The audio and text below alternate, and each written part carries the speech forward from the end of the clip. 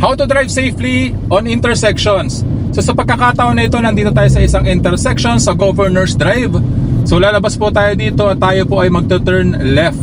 So sisignal na po ako ng kaliwa. Gagamitin po natin defensive driving technique na TLSL, think, look, signal, look. So dapat dito pa lang nakapag-decide na tayo kung saan tayo pupunta para tama po ang position natin sa paglabas dito sa highway na ito. So kakaliwa po ako para dito na po ako sa farthest left. Ayan kung mapapansin mo.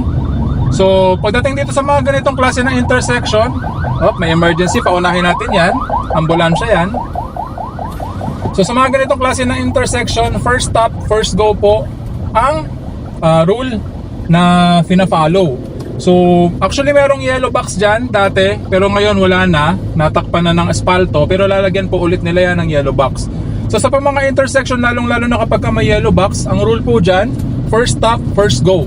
Ibig sabihin, unang hihinto or unang makarating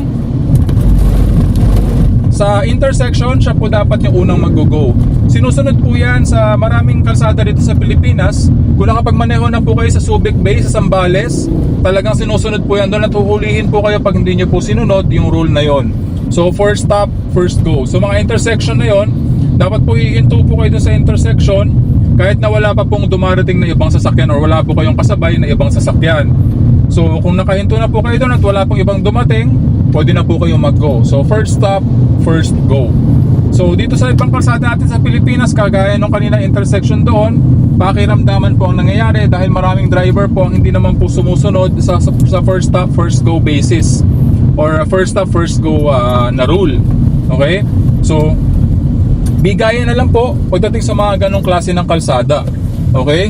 So pagbibigyan mo yung kabilang lane, tapos pagkatapos nila, so pwedeng kayo naman or kung sino yung pinakahuling nag-go nung nag-stop nung umpisa nung intersection na yon, kayo naman yung sunod na mag-go. So ganun lamang po, dapat bigayan lamang po tayo para makaiwas po tayo sa disgrasya. Okay mga ka-fixit? So palaging tatandaan na walang sino man ang pinanganak na magaling. Kailangan natin ng sapat na panahon at pagsasanay upang maging magaling tayo sa anumang bagay. More of the safety video driving tips dito lang yan sa FID TV, sharing information.